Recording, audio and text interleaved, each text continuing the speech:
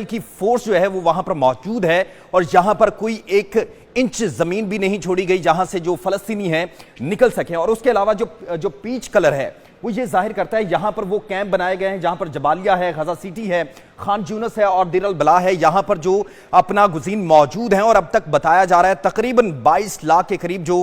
فلسطینی ہیں وہاں پر محصور ہیں. وہاں پر آگ برسائی جاتی ہے, گولیاں چلائی جاتی ہیں اور ان کو ایک جگہ پر اکٹھا کیا جاتا ہے اور پھر ان کو موت کی آغوش جو ہے وہ سلا دیا جاتا ہے. اگر ہم اس ساری کی ساری سچویشن کی بات کریں اور اس پٹی کی بات کریں تو یہاں پر ڈیفرنٹ جو ہیں ہم نے کلر سیٹ کیے ہیں جس کے اندر پرائمری کراسنگ پوائنٹس بنائے گئے ہیں, سیکنڈری کراسنگ پوائنٹ ہے. اگر جو ریڈ لائن شو کر رہی ہے یہاں پر اگر میں دکھا سکوں تو یہ رفح کراسنگ ہے اور اس کے اندر تقریباً 3 ایسے پوائنٹس ہیں جہاں سے جو فلسطینی ہے وہ آسانی سے نکل سکتے تھے لیکن ان کو بھی اب مکمل طور پر بند کیا گیا ہے. یہ رفح ایجپٹ یعنی مصر کے ساتھ لگتا ہے اور جہاں سے یہ وہ راستہ تھا یہاں سے تقریباً کہہ سکتے ہیں کہ بنیادی جو ضروریات کی چیزیں ہیں یہ فلسطینی جو ہیں وہ یہاں سے اپنی ٹریڈ کر سکتے تھے, اس کو بھی مکمل طور پر بند کیا گیا ہے. اور دوسری طرف یہ کہا گیا کہ تم غزہ والو یہاں سے نکل جاؤ کیونکہ ہم خاموش تماشائی ہیں اور ظلم جو ہے وہ اپنی آنکھیں دکھا رہا ہے. یہ رفح ہے اور اس کے بعد یہ جو double border fans and buffer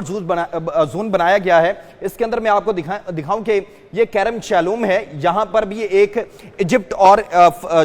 فلسطین اور اسرائیل کے درمیان ایک ایسا چوک پوائنٹ بنایا گیا تھا جہاں سے ٹریڈ بھی کی جا سکے اور اسرائیل مکمل طور پر اپنی جو ہے وہ نظریں بھی رکھ سکیں, لیکن اس کو بھی بعد میں مکمل طور پر بند کر دیا گیا. آگے بڑھیں, صفا کراسنگ پوائنٹ بنایا گیا تھا. یہاں سے اسرائیل جو ہے وہ مکمل طور پر ایندھن اور دیگر جو اشیاء ہے وہ اسرائیل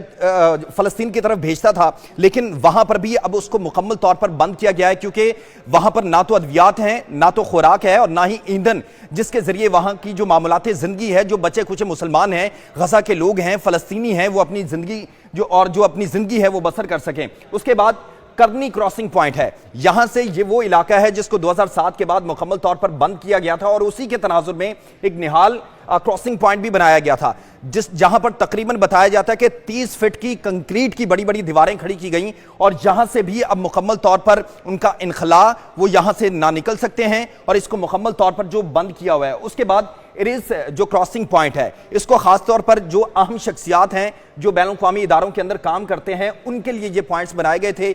تاکہ وہ لوگ یہاں سے نکل سکیں. لیکن اب کی جو تفصیلات ہیں, موجودہ صورتحال ہے, اس کے مطابق نہ تو ایسا کوئی راستہ چھوڑا گیا ہے جہاں سے فلسطینی جو ہیں وہ نکل سکیں کسی دوسرے ملک لبنان, مصر یا دیگر علاقوں کی طرف جو ہے وہ ہجرت کر سکیں, بلکہ مکمل طور پر آپ کو یہاں پر بھی دکھاؤں کہ جس طریقے سے انہوں نے مکمل طور پر جو ہے اپنی فوج کو